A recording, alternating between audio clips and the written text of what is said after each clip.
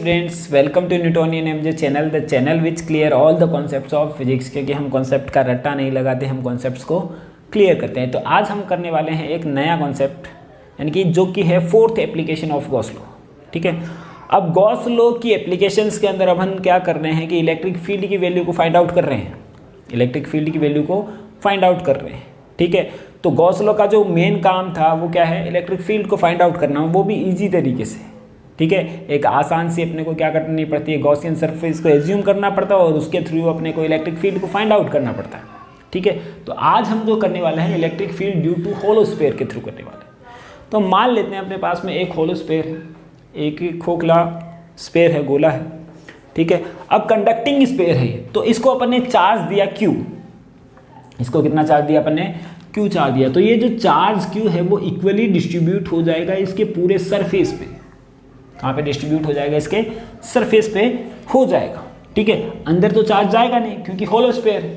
ठीक है, तो सरफेस पे डिस्ट्रीब्यूट हो जाएगा, यानी कि यहाँ पे जो इलेक्ट्रिक फील्ड, जो सरफेस चार्ज डेंसिटी आएगी सिग्मा इक्वल टू कितनी आएगी, Q बाई ए। कितनी आएगी, sigma equal to Q by A. इसके थ्रू मुझे P पॉइंट के ऊपर इलेक्ट्रिक फील्ड निकालना है। ठीक है, अब P जो पॉइंट होता है उसकी भी कंडीशन कुछ अलग अलग हो सकती है। एक, अगर जो पॉइंट P है वो बाहर है, आउटसाइड है। अगर पॉइंट जो P है वो क्या है, सरफेस पे। अगर पॉइंट P है वो कहाँ है, इनसाइड है। तो तीनों कंडीशन के लिए अपने को करना पड़ेगा। तो ये बात कर रहा है, पहला पॉइंट अपन निकाल लेते हैं, when point P is outside. तो आप जानते हैं E dot D S equal to कितना होता है, Q by epsilon naught, Q by epsilon naught. अब अपने को क्या करना पड़ेगा, जहाँ पे भी इलेक्ट्रिक फील्ड निकालना है वहाँ से गुजरती हुई गॉसियन सरफेस अपने को एज्यूम करनी है। और ऐसी सरफेस एज्यूम करनी है ना जहाँ पे इलेक्ट्रिक फील्ड तो क्या रहे, कांस्टेंट रहे, और इलेक्ट्रिक फील्ड तो कांस्टेंट रहे और साथ में क्या रहे, थीटा की जो वैल्यू है, यानी कि E और DS का जो एंगल है, बीच का जो एंगल है वो कितना रहे, 0 डिग्री या 90 डिग्री रहे। यानी कि यहाँ पे मैं गॉसियन सरफेस एज्यूम करूँगा। ये रो, देखो ये अपन ने गॉसियन सरफेस मानी है, ये वाह है ना। यहाँ पे अपन ने लिया P। तो अब यहाँ पे देखो, यहाँ पे चार्ज है तो यहाँ पे इलेक्ट्रिक फील्ड की डायरेक्शन तो इधर, क्योंकि यहाँ पे पॉजिटिव है, ये पॉजिटिव इसको रिपेल करेगा। और DS की डायरेक्शन हम जानते ही हमेशा सरफेस के परपेंडिकुलर। तो DS इधर आया तो थीटा कितना आया, 0 डिग्री। कितना आया, थीटा 0 डिग्री। यानी कि यहाँ पे मैं वैल्यू पुटअप कर दूँ, EDS cos 0 डिग्री बराबर Q अपॉन में एप्सिलॉन नॉट, क्योंकि चार्ज तो टोटल कितना है, Q है। cos 0 की वैल्यू कितनी होती है, 1 होती है। यानी कि यहाँ पे E कांस्टेंट आया। हर पॉइंट के ऊपर जो E की वैल्यू कांस्टेंट होगी, अगर यहाँ मान लूँ मैं तो भी कांस्टेंट होगा, डायरेक्शन इधर आएगी। लेकिन E की वैल्यू, क्योंकि R की वैल्यू तो सेम ही है ना, R की वैल्यू क्या है, सेम है, यानी कि यहाँ पे सेम आएगा। यानी कि इसकी वैल्यू मैं लिख देता हूँ 4πr², ये DS लिख देता हूँ। पहले तो लिखा DS equal to Q upon में एप्सिलॉन नॉट। अब DS जो है एरिया है इसका, और एरिया किसका होता है वो याद रखना अपने को, गॉसियन सरफेस का। किसका होता है, गॉसियन सरफेस का। और गॉसियन सरफेस तो ये है, इसका एरिया कितना होगा, 4πr²। तो यानी कि E बराबर कितना आएगा, 4πr²। नीचे लेके चला जाऊंगा तो ये कितना आएगा, 4πr² इंटू में एप्सिलॉन नॉट। 1 अपॉन में 4π एप्सिलॉन नॉट को क्या लिख सकता हूँ मैं, Q अपॉन में r², Q अपॉन में r²। और वेक्टर फॉर्म में मैं लिखूंगा इसको ऐसे। तो ये आ जाता है अपने पास में इलेक्ट्रिक फील्ड। क्या आता है, electric field at outside. Outside में जब पॉइंट P है तो क्लियर है। अब हम देखते हैं इसके साथ ही, अब अपन इसके साथ देखते हैं कि अगला जो पॉइंट है अगर सरफेस पे आ जाए, यानी कि ये पॉइंट कहाँ आ जाए, यहाँ पे आ जाए सरफेस पे, यहाँ मान लो या फिर इस जगह पे मान लो, तो गॉसियन सरफेस अपने को इसी के ऊपर लेनी पड़ेगी ऐसे। तो ये R है, ये R किसके बराबर है, R के बराबर हो गया। मतलब यानी कि यहाँ पे जो P की डायरेक्शन है, जो E की डायरेक्शन है वो इस साइड में है, और DS की डायरेक्शन में भी इस साइड में ही है। तो थीटा बराबर वापस 0 डिग्री, थीटा बराबर वापस 0 डिग्री। यानी कि यहाँ पे अब बात कर रहे हैं सेकेंड कंडीशन की, when R equal to R, when R equal to R। ठीक है, तो E बराबर मैं डायरेक्ट लिख सकता हूँ KQ अपॉन में R² इंटू में R कैप। क्योंकि स्मॉल आर की जगह तो क्या आएगा, कैपिटल आर आएगा, स्मॉल आर की जगह क्या आएगा, कैपिटल आर आएगा। तो मैंने क्या कर दिया, इसको सीधा ही कैपिटल आर कर दिया है। ठीक है बात, अब ये अपन ने लिख दिया है। अब हम क्या देखते हैं, आउटसाइड, आउटसाइड तो अपन ने कर लिया इनसाइड। ठीक है, अब थर्ड पॉइंट अपन देख रहे हैं इनसाइड, इनसाइड की अपन बात कर रहे हैं। तो इनसाइड के अंदर अपन देखते हैं कि जब जो पॉइंट है, जैसे कि मान लिया अपने पास में ये, तो अपने पास में ये है, ये जो स्पेयर है, होलो स्पेयर, जिसकी रेडियस कितनी है, आर, इसकी रेडियस है आर। अब इसके थ्रू मुझे कहाँ निकालना है, इलेक्ट्रिक फील्ड यहाँ पे निकालना है, अंदर निकालना है। तो गॉसियन सरफेस तो यहाँ माननी पड़ेगी अपनी को, और ई की डायरेक्शन इस साइड में, ds की डायरेक्शन भी इधर में, थीटा की वैल्यू 0, लेकिन E ds equal to Q upon में एप्सिलॉन नॉट होता है। क्यू क्या होता है, क्यू होता है यानी कि वो चार्ज जो कि गॉसियन सरफेस से इनक्लोज्ड हो, जो कि गॉसियन सरफेस के अंदर हो। तो गॉसियन सरफेस तो ये है, इसके अंदर तो कोई चार्ज है ही, क्योंकि वैसे भी अपन जानते हैं चार्ज तो कहाँ रह गया, बाहर रह गया, यानी कि यहाँ पे चार्ज होगा ही, यानी कि यहाँ पे इलेक्ट्रिक फील्ड की जो वैल्यू आनी है वो कितनी आनी है, 0। कितनी आनी है वैल्यू, कितनी आनी है, 0 आनी है। ठीक है बात। अब हम देखते हैं आगे, ये चीज़ अपन ने निकाली। इसके साथ में अपन देख रहे हैं इसका ग्राफ भी अपन बना देते हैं। तो ये अपन ने लिया इसका ग्राफ, तो ये तो ले लेते हैं अपन ई, और ये लिया आर, ई और आर के बीच में ग्राफ अपन प्लॉट कर रहे हैं। तो अंदर की बात कर रहे हैं अपन, तो पहले तो क्या है, अंदर तो 0 है, उसके बाद में यहाँ पे मैक्सिमम होगा सरफेस पे। क्यों मैक्सिमम होगा, देखो जब आर बड़ा है, जैसे कि ये आर है, ये जो आर की वैल्यू स्मॉल आर, यही तो जब आर की वैल्यू क्या हो रही है, ज़्यादा है। ठीक है, आर अगर ये पॉइंट यहाँ होता तो इलेक्ट्रिक फील्ड क्या होता, कम होता। तुम देखो आर की वैल्यू अगर बढ़ रही है तो इलेक्ट्रिक फील्ड क्या होगा, कम होगा, इलेक्ट्रिक फील्ड कम होगा। यानी कि ये पॉइंट अगर यहाँ आ जाए तो इलेक्ट्रिक फील्ड ज़्यादा, ये पॉइंट अगर यहाँ आ जाए तो इलेक्ट्रिक फील्ड ज़्यादा, ये पॉइंट यहाँ आ जाए तो इलेक्ट्रिक फील्ड सबसे ज़्यादा, इलेक्ट्रिक फील्ड सबसे ज़्यादा, क्योंकि आर की वैल्यू तो कम बराबर आ गई, अंदर आते ही तो 0 हो जाता है। यानी कि इलेक्ट्रिक फील्ड सबसे ज़्यादा कहाँ है, सरफेस पे। तो यानी कि ये ले लिया अपन ने सबसे ज़्यादा यहाँ पे, आर बराबर आर, अंदर तो 0 है, ये रहा। और अब बाहर की ओर देखते हैं अपन, तो बाहर तो क्या होगा, ऐसे। तो ये अपन ने ग्राफ बना लिया, ये तो अंदर वाला ग्राफ है, ये सरफेस वाला सतह वाला है, और ये क्या है, बाहर का ग्राफ है। ठीक है बात, यानी कि इस टाइप से अपन ने इसको कर लिया है। तो इस टाइप से अपन ने देखा कि होलो स्फीयर के थ्रू जो इलेक्ट्रिक फील्ड इंटेंसिटी निकलती है वो कितनी निकलती है, KQ अपॉन में आर स्क्वायर, KQ अपॉन में आर स्क्वायर। बाहर है तो सरफेस पे KQ अपॉन में कैपिटल आर स्क्वायर, और अंदर 0। अब कमाल की बात ये है कि अंदर तो इतनी आई है अपने पास में, और यही इलेक्ट्रिक फील्ड इंटेंसिटी किसके थ्रू निकलती है, पॉइंट चार्ज के थ्रू भी निकलती है। पॉइंट चार्ज के थ्रू अपन ने इलेक्ट्रिक फील्ड इंटेंसिटी निकाली थी, KQ अपॉन में आर स्क्वायर आई थी, KQ अपॉन में आर स्क्वायर आई थी। तो हुआ क्या, इसका मतलब जो होलो स्फीयर है चार्ज, वो एक पॉइंट चार्ज के इक्वली तो है, बराबर ही तो हुआ, उसके थ्रू भी इलेक्ट्रिक फील्ड इंटेंसिटी उतनी ही आ रही है जितनी कि इसके थ्रू आ रही है। ठीक है बात, ये बात क्लियर हो जाती है। अब ये जो फॉर्मूला है, ये जो अपने KQ अपॉन में आर स्क्वायर है, तो इस Q को मैं इस फॉर्म में भी लिख सकता हूँ। Q इक्वल टू कितना होता है, सिग्मा ए, और Q इक्वल टू सिग्मा ए की जगह क्या लिख सकता हूँ, 4 सिग्मा इंटू में 4 pi r square, 4 pi r square. किसका एरिया, इसका सिग्मा ए, इसी का तो आएगा, क्योंकि सरफेस चार्ज डेंसिटी क्या होती है, Q बाई में A, किसका एरिया, इसी का एरिया। यानी कि यहाँ पे अगर मैं वैल्यू पुट अप कर दूँ यहाँ पे, तो कितना आ सकता है, ये E बराबर K की वैल्यू पुट अप करता हूँ 1 अपॉन में 4 pi epsilon not sigma into में 4 पाई आर स्क्वायर।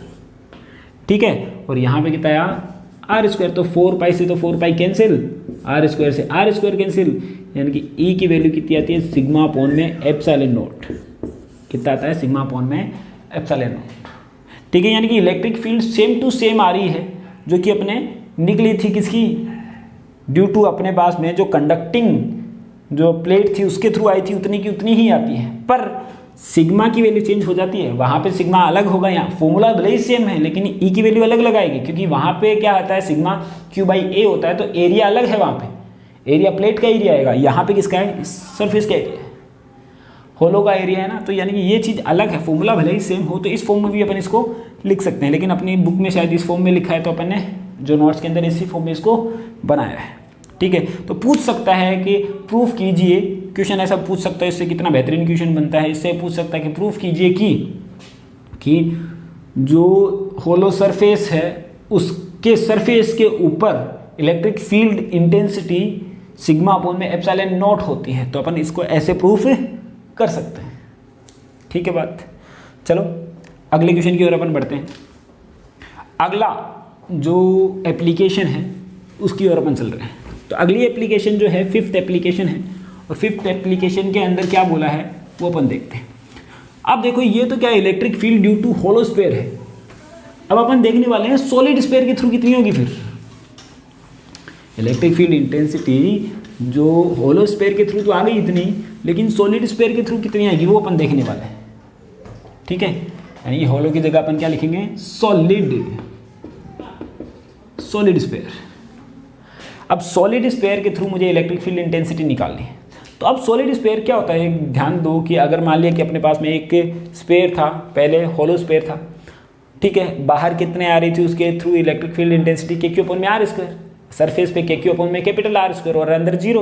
अंदर जीरो क्यों थी, क्योंकि अंदर कोई चार्ज ही नहीं था, क्योंकि इलेक्ट्रिक फील्ड लाइन अंदर नहीं मूव करती है। अब जो सॉलिड स्फीयर है, जो सॉलिड अपन ने ले लिया, तो सॉलिड के अंदर भी तो यही होता है, अंदर कभी इलेक्ट्रिक फील्ड लाइन जाती ही नहीं है। इलेक्ट्रिक फील्ड लाइन की प्रॉपर्टीज के अंदर अपन ने देखा कि कंडक्टर के अंदर से जाती ही नहीं है।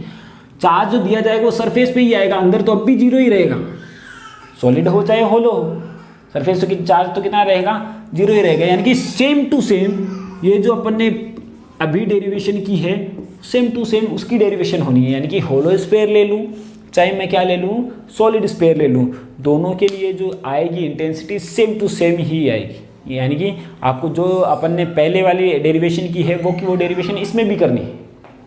क्लियर बात, यानी कि सेम टू सेम होने वाली। तो आपको ये ऐसा लिखना नहीं है कि सेम टू सेम वैसा वैसा हो गया, आपको पूरी की पूरी उतारनी है। जहाँ पे अपन ने होलो स्फीयर लिखा था वहाँ पे आपको सॉलिड स्फीयर लिखना पड़ेगा। ठीक है बात, ये अपन ने कर लिया इसको सॉल्व। अब आगे अपन देखते हैं, ये तो हो गई अपने पास में फोर्थ और फिफ्थ दोनों एक साथ हो गई, है ना। तो अब देखने वाले हैं अपन लास्ट इसकी एप्लीकेशन, इसकी लास्ट एप्लीकेशन की अपन बात करते हैं।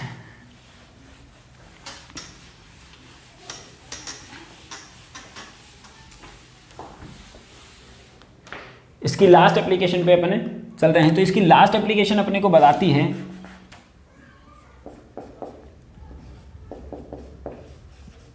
Electric field due to solid non conducting sphere.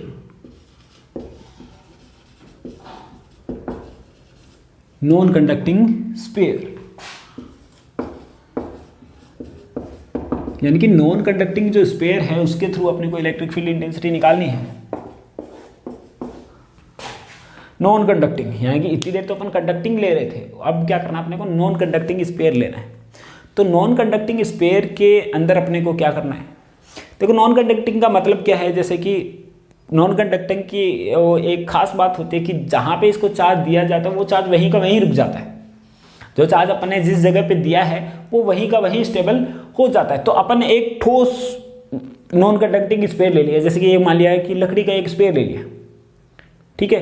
तो अब उसको अपन ने यूनिफॉर्मली चार्ज किया है उसको, यानी कि हर जगह पे चार्ज दिया है। जैसे कि मान लेता हूँ अपने पास में ये सॉलिड स्फीयर है, इसको अपन ने चार्ज दिया है, तो चार्ज अपन दे रहे हैं हर जगह पे दे रहे हैं। तो यहाँ पे भी दिया अपन ने, इस जगह पे भी दिया, यूनिफॉर्मली डिस्ट्रीब्यूट किया अपन ने, खुद नहीं किया, अपने आप नहीं हुआ ये, क्या किया है हमने खुद किया है। तो यहाँ पे भी चार्ज आएगा, ये सरफेस पे भी आएगा और अंदर भी रहेगा, क्योंकि चार्ज इसमें मूव करेगा ही नहीं। यानी कि जो चार्ज जो डिस्ट्रीब्यूट हो रहा है वो पूरा का पूरा इसके पूरे वॉल्यूम पे डिस्ट्रीब्यूट हो रहा है। यानी कि यहाँ पे आएगी वॉल्यूम चार्ज डेंसिटी, यानी कि रो बराबर क्यू अपॉन में वी, यानी कि रो बराबर क्यू अपॉन में 4/3 पाई आर क्यूब, इतना ही रहेगा। यानी कि क्यू बराबर कितना आएगा बोलो, रो इंटू में 4/3 पाई आर क्यूब, ये वैल्यू आ जाती है, क्यू की वैल्यू ही आ गई। तो यहां पे आएगा ये, तो इसकी जो रेडियस है वो कितनी आएगी, आर, इसकी रेडियस आर। तो अपने को क्या निकालना है, पॉइंट पी पर इलेक्ट्रिक फील्ड इंटेंसिटी निकालनी है। वही बात, P पी पॉइंट है वो कहाँ पे हो सकता है, बाहर भी हो सकता है, सरफेस पे भी हो सकता है और अंदर भी हो सकता है। तो पी पॉइंट जब बाहर है तो यानी कि पहला पॉइंट जब आर की वैल्यू ग्रेटर देन आर है, ये तो आर है यानी कि आर की वैल्यू ग्रेटर देन आर है यानी कि बाहर है, तो इसके लिए गॉसियन सरफेस अपने को ये मानना पड़ेगा, ये अपन ने इसका गॉसियन सरफेस माना है। तो गॉसियन सरफेस इधर तो ई इधर और डीएस भी इधर, थीटा बराबर कितना हुआ 0 डिग्री, यानी कि सेम टू सेम वही चीज़ आ रही है, यानी कि ई बराबर कितना आएगा के क्यू अपॉन में आर स्क्वायर इंटू में आर कैप, यानी कि इलेक्ट्रिक फील्ड जितनी अपने पास में सॉलिड स्फीयर के थ्रू होती थी बाहर उतनी ही इसके थ्रू भी हो रही है। तुम देख सकते हो ई डॉट डी एस सीधा अपन निकालेंगे, ई डी एस कॉस 0 बराबर क्यू अपॉन में एप्सिलॉन नॉट, क्योंकि इस चार्ज के इस जो सरफेस है उसके अंदर टोटल चार्ज कितना है क्यू है अपॉन में एप्सिलॉन नॉट, कॉस की वैल्यू कितनी है 0, कॉस 0 की वैल्यू 1, यहाँ पे डी एस कितना आएगा 4 पाई आर स्क्वायर, यानी कि सेम टू सेम फॉर्मूला आएगा। अगर मैं बात कर रहा हूँ सरफेस पे तो सरफेस पे भी सेम आएगा, ई बराबर के क्यू अपॉन में आर स्क्वायर इंटू में आर कैप। अब चेंज आता है अंदर वाली पोजीशन में, ठीक है। तो थर्ड कंडीशन है अपने पास जब आर की जो वैल्यू है, आर की वैल्यू है लेस देन आर है, यानी कि अगर अपने पास में सरफेस ऐसा है, ये तो अपन ने दिया है यहाँ पे ये सॉलिड स्फीयर और यहाँ पे पॉइंट है अपने पास में कौन सा, ये रेडियस आर है, यहाँ पे पॉइंट पी है जिसके ऊपर अपने को इलेक्ट्रिक फील्ड फाइंड आउट करना है। तो अब अपने को गॉसियन सरफेस चूज करना पड़ेगा और गॉसियन सरफेस चूज करने के लिए अपन बताते हैं बार बार वही ई कांस्टेंट होना चाहिए और जो चार्ज है जो थीटा है वो कितना होना चाहिए 0 या 90 डिग्री। तो यानी कि यहाँ पे मैं गॉसियन सरफेस चूज करूँगा ये वाला। तो अब मेन दिक्कत आ जाती है यहाँ, क्योंकि गॉसियन सरफेस की एक प्रॉपर्टी होती है अपने को याद हो तो, गॉस ने बताया था कि जो चार्ज है, जो चार्ज वो क्या मान रहा है, ये जो चार्ज होता है क्यू अपॉन में एप्सिलॉन नॉट, ये जो चार्ज है वो क्या होना चाहिए, गॉसियन सरफेस का अंदर का चार्ज उससे ही काउंट करता ही, बाहर वाले चार्ज को काउंट करता ही नहीं है। अब ये जो चार्ज है क्यू, ये तो टोटल है यहाँ पर ये काउंट करेगा सिर्फ इस चार्ज को, ठीक है, बाहर वाले चार्ज से इसको मतलब ही नहीं है। अरे ऐसा ही तो पढ़ा था अपन ने, इसका न्यूमेरिकल भी किया था अपन ने। तो यानी कि यहाँ पे चार्ज मैंने मान लिया क्यू डैश, कितना मान लिया क्यू डैश, तो यानी कि ई डॉट डी एस बराबर क्यू डैश अपॉन में epsilon not, Q dash upon में एप्सिलॉन नॉट। क्योंकि अंदर इस पर चार्ज 0 नहीं है, पहले तो सॉलिड कंडक्टिंग स्फीयर था और नॉन कंडक्ट जो होलो स्फीयर था लेकिन कंडक्टिंग था, तो वहाँ पे चार्ज 0 था, लेकिन यहाँ पे चार्ज 0 नहीं है अंदर, जहाँ पे जितना दे रखा है उतना का उतना रह जाता है, बस ये जो चार्ज पूरा काउंट नहीं होगा इस पर, यानी कि क्यू डैश अपॉन में एप्सिलॉन नॉट आएगा। और थीटा की वैल्यू वापस यहाँ पे पॉइंट है तो ई इस साइड में, डी एस भी इस साइड में, तो थीटा बराबर 0 डिग्री, थीटा बराबर कितना आएगा 0 डिग्री, यानी कि ई डी एस बराबर कितना है क्यू डैश अपॉन में एप्सिलॉन नॉट, ठीक है। यानी कि ई की जो वैल्यू आने वाली है, ई की जो वैल्यू आएगी कितनी आएगी के क्यू डैश अपॉन में आर स्क्वायर, के क्यू डैश अपॉन में आर स्क्वायर, वेक्टर फॉर्म में लिखूंगा तो आर कैप। अब यहाँ पे क्या आना है, अपने को क्यू डैश की वैल्यू पुटअप करनी है, किसकी वैल्यू पुटअप करनी है, क्यू डैश की, ठीक है। तो क्यू डैश की मैं वैल्यू पुटअप करता हूँ, क्यू डैश की वैल्यू अगर मैं पुटअप करता हूँ तो मैं जानता हूँ कि क्यू बराबर कितना होता है, क्यू बराबर रो इंटू में 4/3 पाई आर क्यूब, इतना ही तो होता है। तो क्यू डैश बराबर कितना होगा, क्यू डैश जैसे कि क्या आया, ये क्या डेंसिटी इंटू में वॉल्यूम किया, तो इसका भी डेंसिटी तो सेम टू सेम है, वॉल्यूम कितना आएगा इसका 4/3 पाई आर क्यूब, इसका तो इतना ही वॉल्यूम आएगा अपने पास में। अब डेंसिटी की वैल्यू तो अपने पास है फिक्स, वो लिख सकते हैं अपन, तो क्यू डैश बराबर, क्यू डैश की वैल्यू, ये जो डेंसिटी की जो वैल्यू है वो कितनी है, क्यू अपॉन में 4/3 पाई आर क्यूब, कितना है क्यू अपॉन में 4/3 पाई आर क्यूब इंटू में 4/3 पाई आर क्यूब। तो यहाँ से अपन इसको तो कैंसिल कर दिया और यहाँ से जो क्यू डैश आया कितना आएगा, क्यू आर क्यूब अपॉन में आर क्यूब। तो यहाँ पे मैं वैल्यू पुटअप कर दूंगा ये वाली, क्यू डैश की वैल्यू पुटअप कर देंगे अपन। तो क्यू डैश की वैल्यू अगर मैं पुटअप करता हूँ तो कितना आया, के क्यू डैश की वैल्यू कितनी है, क्यू आर क्यूब अपॉन में आर क्यूब अपॉन में आर स्क्वायर, तो आर स्क्वायर से तो आर क्यूब ये कैंसिल हो गया, यानी कि इलेक्ट्रिक फील्ड जो आया कितना आया के क्यू आर अपॉन में आर क्यूब। ठीक है, यहाँ पे इलेक्ट्रिक फील्ड की वैल्यू ये आ जाती है। इसका ग्राफ भी अपन बना सकते हैं। ग्राफ अगर अपन बनाते हैं तो ग्राफ बनाएंगे तो पहले एक बात देखो, यहाँ पे इलेक्ट्रिक फील्ड इंटेंसिटी किस पे डिपेंड कर रही है, आर पे बढ़ रही है, आर को इंक्रीज करने से बढ़ रही है, यानी कि पॉइंट ये जो आर है, ये पॉइंट यहाँ अगर मैं बढ़ा रहा हूँ तो बढ़ रही है, जबकि पहला ऐसा केस है, नहीं तो आर मैं बढ़ाता हूँ तो हमेशा घटती है। ठीक है, लेकिन यहाँ पे क्या हो रही है, इंक्रीज हो रही है, यानी कि ये वैल्यू जो है इंक्रीज हो रही है आर के साथ। तो यानी कि ई प्रोपोर्शनल टू आर है, इन साइड में ऐसे, सरफेस पे ऐसे, और उस साइड में ये ग्राफ इसका बन जाएगा। ठीक है, तो इस टाइप से अपने इसका ग्राफ बनाया। अब क्या कर सकते हैं अपने, इसको जो है ये जो वैल्यू है इसको मैं किस फॉर्म में चेंज कर सकता हूँ, रो की फॉर्म में भी चेंज कर सकता हूँ। ये के ऊपर में आर स्क्वायर है, इसकी जगह मैं ये वैल्यू पुटअप कर दूँ, ये वाली क्यू की जगह, तो भी मैं सोल्व कर सकता हूँ। तो इसकी जगह पुटअप करता हूँ तो ई बराबर 1/4 पाई एप्सिलॉन नॉट, के की जगह तो ये, क्यू की जगह क्या लिखता हूँ मैं, रो इंटू में 4/3 पाई आर क्यूब अपॉन में आर स्क्वायर। तो यहाँ से तुम देखोगे कि 4 पाई से तो 4 पाई कैंसिल होगा, और यहाँ से आएगा अपने पास में ई बराबर आ रहा है रो अपॉन में 3 एप्सिलॉन नॉट इंटू में आर क्यूब इंटू में आर स्क्वायर। ये वैल्यू फाइंड आउट हो रही है। यानी कि कहने का मतलब क्या है कि यहाँ पे जो Q आ रहा है उसकी मैं वैल्यू ये पुटअप कर सकता हूँ, यहाँ पे भी पुटअप कर सकता हूँ, यहाँ पे भी पुटअप कर सकता हूँ, और यहाँ पे भी पुटअप कर सकते हैं Q की ये वैल्यू। यानी कि दोनों की फॉर्म में, अगर अपने को Q की फॉर्म में आंसर चाहिए तो ये वाला फॉर्मूला ठीक है, अगर अपने को रो की फॉर्म में चाहिए तो ये वाला आंसर फॉर्मूला सही है। ठीक है, तो यहाँ तक अपन ने क्या निकाला, इसको सोल्व कर लिया। इसका ग्राफ वापस मैं बता देता हूँ। तो यहाँ पे देखो कि जो इनसाइड है उसके अंदर तो क्या आ रहा है, ई प्रोपोर्शनल टू आर आ रहा है, ई प्रोपोर्शनल टू आर आ रहा है, यानी कि इसका ग्राफ ऐसे और सरफेस पे ऐसे बनता ही, और बाहर अपन जानते हैं वैसे का वैसा ही बनेगा।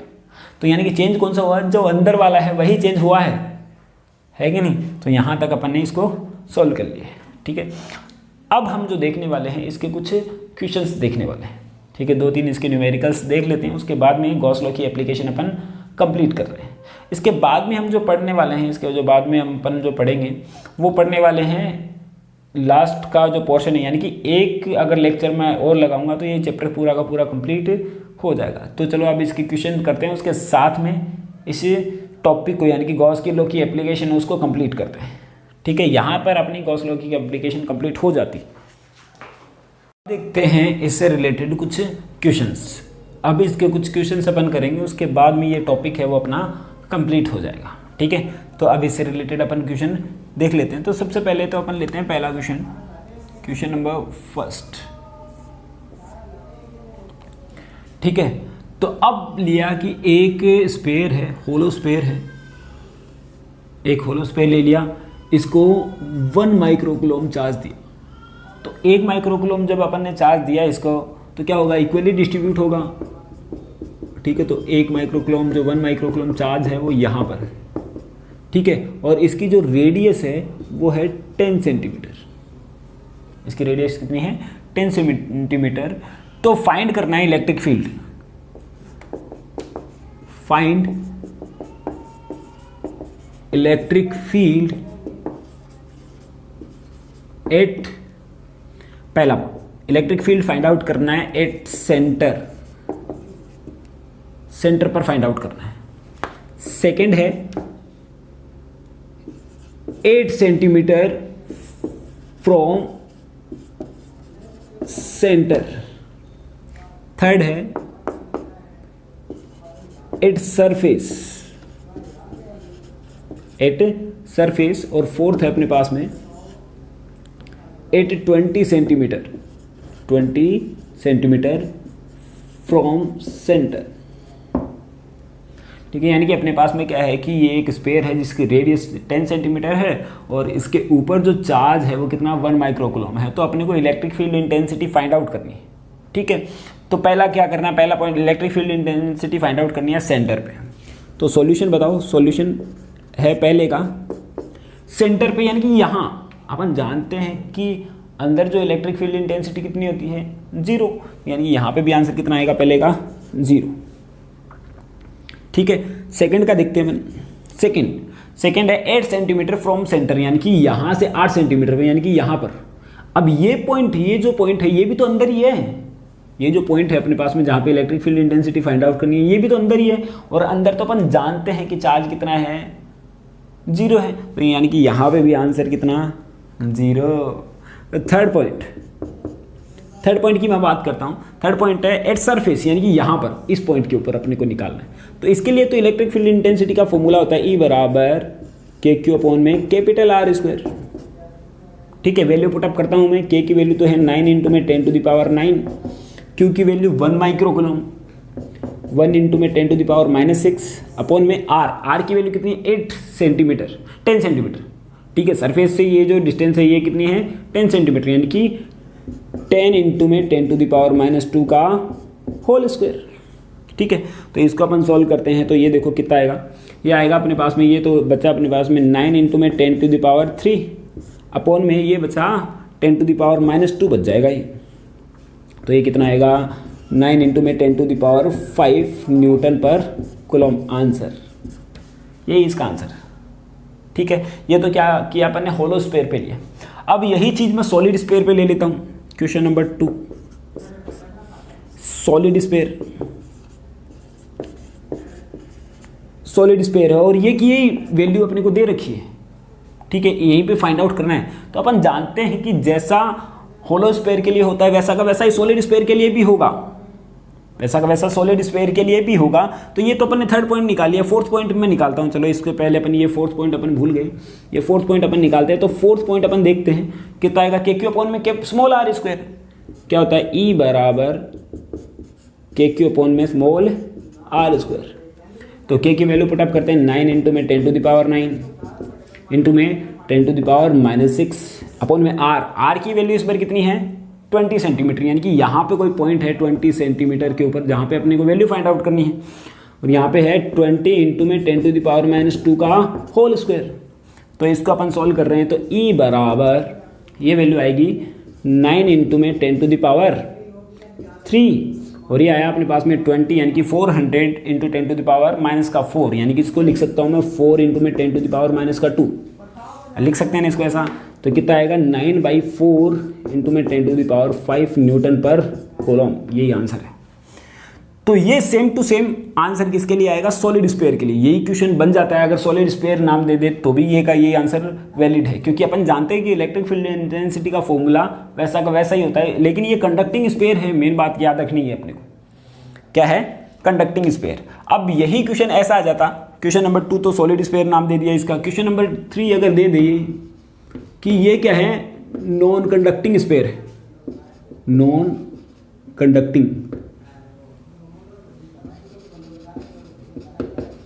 कंडक्टिंग स्फीयर है जो कि सॉलिड है। अब अपने को क्या निकालना, नॉन कंडक्टिंग स्फीयर है, सेम टू सेम पॉइंट पे अपने को इलेक्ट्रिक फील्ड इंटेंसिटी निकालनी है। सबसे पहला आंसर सॉल्यूशन है सेंटर के ऊपर। तो सेंटर के ऊपर तो कितना होता है अपने पास में 0, क्योंकि अपन जानते हैं कि अब ये नॉन कंडक्टिंग स्फीयर आ गया है। तो नॉन कंडक्टिंग स्फीयर के लिए जो इलेक्ट्रिक फील्ड इंटेंसिटी होती है वो अंदर होती है कुछ न कुछ, क्योंकि अपन जानते हैं कि जहाँ पे चार्ज दिया है वहीं का वहीं रह जाता है, यानी कि यहाँ पे भी चार्ज है, यहाँ पे तो है ही अंदर तो चार्ज। अब सेंटर के ऊपर जो अंदर का जो फॉर्मूला होता है KQR, इलेक्ट्रिक फील्ड इंटेंसिटी का जो फॉर्मूला होता है KQR अपॉन में R³ होता है इनसाइड में, यही तो होता है। लेकिन R की वैल्यू 0, देखो सेंटर R की वैल्यू यहीं से ये डिस्टेंस थी, तो R की वैल्यू 0, यानी कि पहला तो कितना आएगा 0। ठीक है बात। अगला पॉइंट है कि यहां पे निकालना है 8 सेंटीमीटर के ऊपर, यानी कि यहां पे। ठीक है, तो 8 सेंटीमीटर के लिए क्या करूंगा, यही फॉर्मूला अपने पास में E बराबर KQR अपॉन में R³। वैल्यू पुटअप करते हैं अपन। K की वैल्यू कितनी होती है 9 into 10 to the power of 9 into में Q की वैल्यू 1 माइक्रोकूलम, 1 इंटू में 10 टू द पावर -6, R की वैल्यू 8 सेंटीमीटर, यानी कि 8 इंटू में 10 टू द पावर -2 अपॉन में R³ यानी कि कितना है 10 सेंटीमीटर का क्यूब। 10 सेंटीमीटर का क्यूब, यानी कि 10 इंटू में 10⁻⁻2 का क्यूब। इसको सॉल्व करें अब अपन, तो ये आता है E बराबर, इसको अपन करते हैं तो ये आया 72, ठीक है, और ये आया 9 और ये आया ये 10 बच गया यहाँ पे, कितना बच गया 10, और नीचे बच जाएगा ये 10⁻³ सीधा लिख दिया मैंने इसको। तो ऊपर ये जाके कितना हो जाएगा E बराबर 72 इंटू में 10⁻⁴ न्यूटन अपॉन में कूलम। इसका आंसर ये आ जाएगा। ठीक है, अब थर्ड पॉइंट है सरफेस के ऊपर। सरफेस के ऊपर कितना आएगा, Q अपॉन में कैपिटल R स्क्वायर। सरफेस के ऊपर वो का वही होता है जो कि अपने पास में कंडक्टिंग स्फीयर के लिए होता है। तो सरफेस के ऊपर तो अपन ने निकाला है Q अपॉन में R स्क्वायर, यानी कि ये का ये आंसर इसका भी है। ठीक है, और बाहर वाला आंसर भी ये का यही है। ठीक है, चेंज होना है कौन सा होना है, सिर्फ इनसाइड वाला। ठीक है, क्योंकि वहां पे तो चार्ज होता था 0, यहाँ पे कुछ ना कुछ होता है, यानी कि ये वैल्यू चेंज होनी थी। तो अपने पास में ये और ये आंसर तो सेम होने, बस ये दोनों चेंज होने। और यहाँ पे भी अपने को पता है कि R 0 है, तो यहाँ पे आंसर 0 हो गया। ठीक है, बस चेंज सिर्फ ये अकेला हुआ है। ठीक है, ये बात समझ में आई होगी। अब करते हैं कुछ एक और अगला क्वेश्चन, और उसके बाद में इसको टॉपिक को कंप्लीट करते हैं अपन इसके साथ ही। तो अब लेते हैं अपन अगला क्वेश्चन।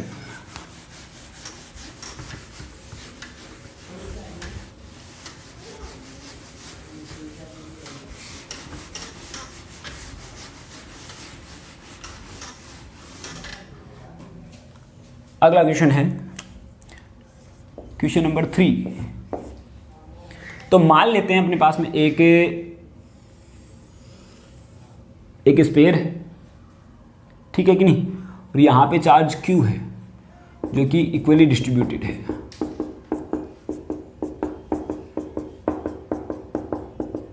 इसकी जो रेडियस है वो ले ली 10 सेंटीमीटर।